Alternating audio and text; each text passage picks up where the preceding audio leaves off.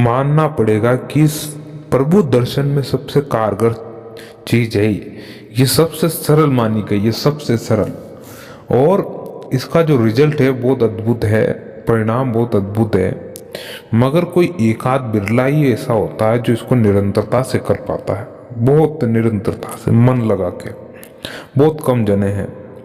बाकी कलयुग में ये चीज बहुत वरदान मानी गई है। अगर आप ये कोई चीज पकड़ लेता है व्यक्ति, कोई भी स्त्री पुरुष बच्चा इत्यादि कोई भी, तो मान के चलिए निसंदेह उसको प्रभु दर्शन देंगे ही देंगे, उसकी मुक्ति निसंदेह निश्चित ही है, वो हमेशा के लिए मुक्त हो जाएगा।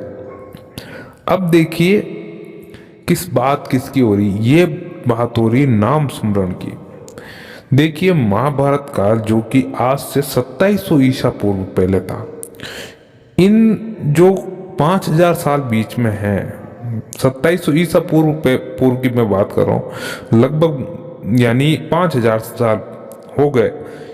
या इस काल के दरमियान संतों द्वारा साधुओं द्वारा इस नाम जप का इतना गुणगान हुआ, इतनी महिमा हुई है इसकी, इसका कहा नहीं जा सकता, क्योंकि इसमें बहुत ही गुणगान हुआ इन 5000 सालों के मध्यकाल में।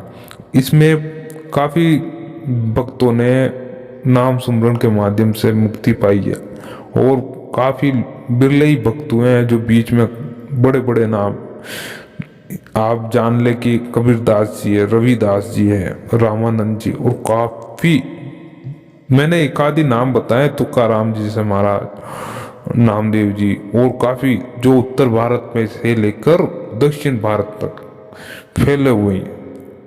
अब देखिए नाम स्मरण की गजब महिमा सुने कि इसके द्वारा पर निसंदेह हर व्यक्ति को मुक्ति मिल सकती है, निसंदेह। अब करना क्या पड़ता है ये ध्यान से सुने आप कि प्रभु दर्शन के लिए करना क्या पड़ता है। सबसे सरल मार्ग होता है नाम स्मरण ही होता है, सबसे सरल मार्ग। अगर देखिए कोई बच्चा भी होता है, देखिए चीज को समझने में अक्सर समय लग जाता है, उस सही रास्ते को पकड़ने में अक्सर समय लग जाता है। एक बाल अवस्था आती, फिर युवा अवस्था आती, फिर जैसे समझने लगता है, प्रभु की ओर झुकाव उसका बढ़ने लगता है, हताश होता है, जिंदगी में हारने लगता है व्यक्ति, तो प्रभु की तरफ उसका झुकाव पड़ता है। फिर वे जैसे ही झुकाव होने लगता है तो वह धीरे धीरे सीखता है, उस मार्ग में भी, अध्यात्म मार्ग में भी सीखता है कि क्या सही है क्या गलत है, किस चीज को पकड़ना चाहिए किस चीज को छोड़ना चाहिए, और किस में ज्यादा व्यर्थ समय ना देना चाहिए और किस में ज्यादा समय देना चाहिए। ये धीरे धीरे व्यक्ति समझने लगता है भली भांति रूप से। अब आपको मैं एक चीज बताता हूं, जब आप भी यानी ये तो समझ चुके होंगे कि नाम स्मरण में कितनी शक्ति होती है, इसकी महिमा बहुत गजब की है।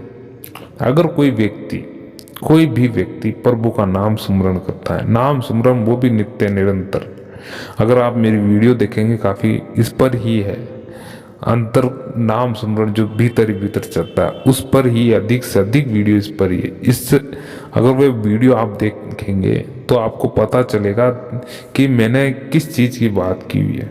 अब देखिए भगवान होता है, जरूर होता है, 101% होता है।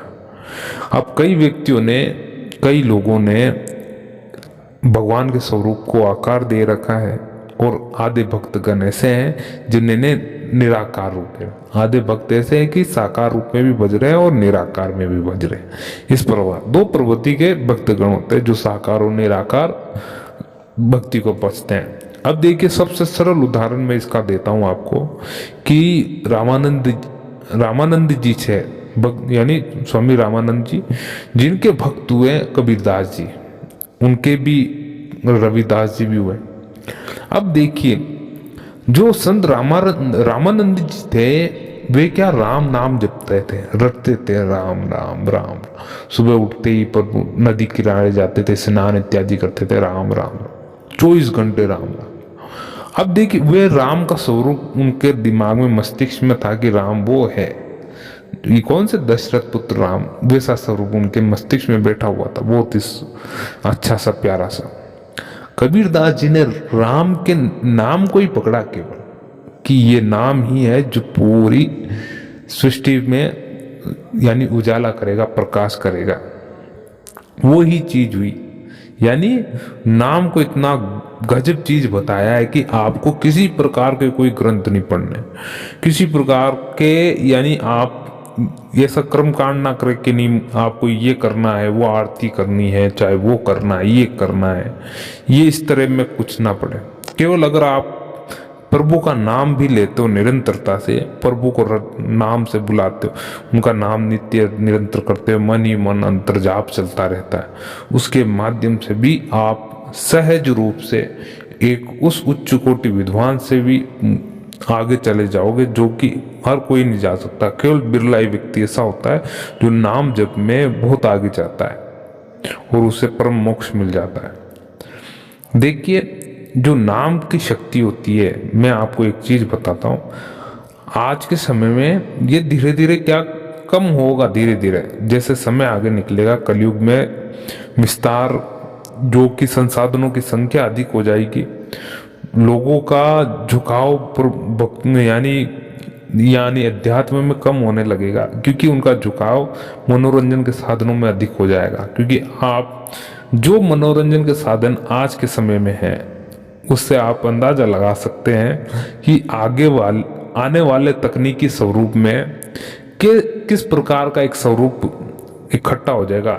यानी एक तरह से आप ये मान के चलिए कि अभी हाल फिलहाल कोई बच्चा कोई वीडियो गेम खेलता है, तो ये मान के चलिए कि आगे आने वाला जो समय होगा संपूर्ण वीडियो गेम हो जाएगा, कि आप फंस रखे, आप लेवल से लेवल पार करते ही जा रहे हो, उसमें होता ऐसा है कि होगा कुछ नहीं उसका।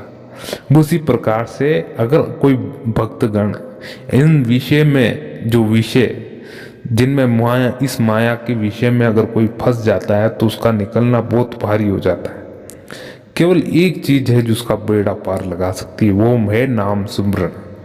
बिल्कुल सीधा और सरल बात, एक तरह से ये लाइन खींच दी किसने, हाँ, इस लाइन को जो समझ जाता है, इसको कोई पार कर लेगा तो उसकी मुक्ति हो जाएगी। वो है नाम सुमरन, और कुछ नहीं, और कुछ नहीं। और मैं भी इसका भी कटाक्ष नहीं कर रहा हूं कि आपको धर्मशास्त्र नहीं पढ़ने चाहिए, पर देखिए उजागर इनके माध्यम से ही होगा। क्या चीज, जो नाम का स्वरूप होता है ना, जब देखिए भक्त अपनी यात्रा में अकेला निकलता है बिल्कुल अकेला है, मगर वे कुछ चीजें ग्रहण करता है, कहीं ना कहीं से अर्जित करने की कोशिश करता है भक्त, कि मुझको ज्यादा से ज्यादा ज्ञान मिले। इस चीजों में बहुत उसका है ना लुभाव इतना हो जाता है, जब वह इस मार्ग पे चलता है, प्रभु को जानने की जिज्ञासा बहुत गजब की उसके अंदर जागृत होती है कि नहीं, मैं प्रभु को जानना चाहता हूँ, किसी भी माध्यम से मिले, मगर मिले जरूर। तो वह कुछ ना कुछ करता है, कोई भी राम रक्षा स्तोत्र पढ़ता है, आदित्य हरदम पढ़ता है, और विष्णु सहस्त्र नाम भी पढ़ता है, कुछ भी जिसमें उनका विधान दे रखा है कि उससे आपको करोड़ों गुना लाभ मिलेगा, हरि दर्शन होंगे, तो वे चीज करने लगता है। धार्मिक ग्रंथ पढ़ता है, भागवत गीता पढ़ता है, श्रीमद् देवी भागवत पढ़ता है, पुराणे पढ़ने लगता है। उससे क्या होता है कि धीरे धीरे उसकी मानसिकता में बदलाव होने लगता है प्रभु के प्रति, कि हाँ कुछ ना कुछ चीज है इन ग्रंथों में। फिर धीरे धीरे अपना प्रभु क्या उसकी बुद्धि में स्थायित्व लाना शुरू कर देता है, प्रभु की कृपा से होता ही अपना आप। धीरे धीरे उसको भक्त को अपना आप सही दिशा में लाने लगते हैं कि आपको बिल्कुल सरल मार्ग है, इस मार्ग पे जब आप चलोगे तो सहज रूप से आपको मैं मिल जाऊंगा, और कुछ करने की जरूरत नहीं पड़ेगी आपको, ना तो ये आपको धार्मिक ग्रंथ पढ़ने पड़ेंगे ना तो कुछ, मगर आपको मेरा नाम पुकारना पड़ेगा निरंतरता से। तब आपको मैं सिर्फ उंगली दूंगा, उंगली का मेरा उंगली पकड़ के आप खट के सब आ जाना मेरे पास। इतना तकरीबन इतना, ये देखिए बिल्कुल सरल रूप में बता रहा हूं मैं जो बात है, मगर इसको ग्रंथों में पढ़ोगे तो संस्कृत में व्याख्या हो रखी है, काफी चीज है, मगर आपको जितना देखिए सरल रूप में पता चले उतना ही सबसे बढ़िया, क्योंकि जितना सरल होगा उतना ही सबसे शुद्ध होगा।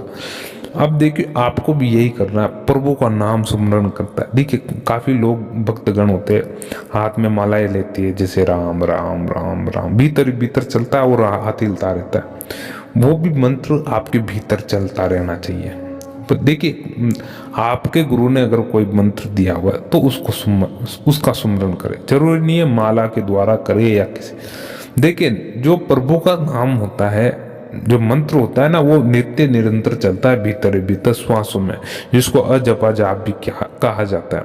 वो बिल्कुल एकदम अपना आप चलता है, उसमें कोई अवरोधक नहीं होता है, कुछ नहीं होता है। और अजपा जाप भी जब होता है जब आप उसमें है ना एक तरह से माहिर होने लगते हैं नाम स्मरण में, तब वो अपना आप होता है। तो आप इस चीज को समझे, प्रभु दर्शन में बिल्कुल सरल मार्ग, बिल्कुल ही सरल मार्ग। ये प्रभु ने एक तरह से गॉड गिफ्ट दिया हुआ है भाई, कि भक्तों ये लो, ये कलयुग में आपको मैं यूं ही दान करता हूँ। केवल कोई एक बार